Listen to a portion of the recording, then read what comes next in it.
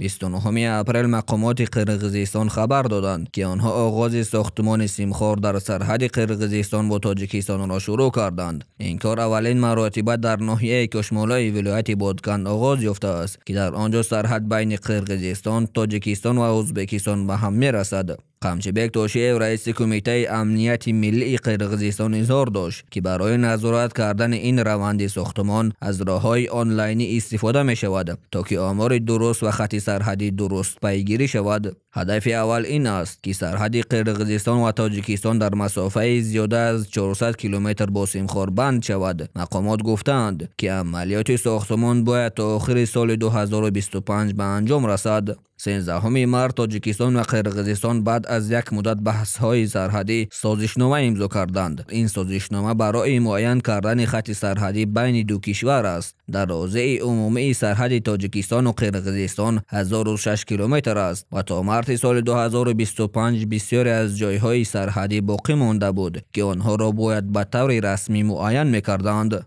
مسئله بحث‌های سرحدی میان تاجیکستان و قرقیزستان یک مسئله مهم بود که برای حل کردن آن دو کشور با همکاری بیشتر یک راه موافق یافتند. با این عمل برای اولین مرتبه دو کشور می توانند خط سرحدی را با اعتماد و باوری بیشتر معین کنند.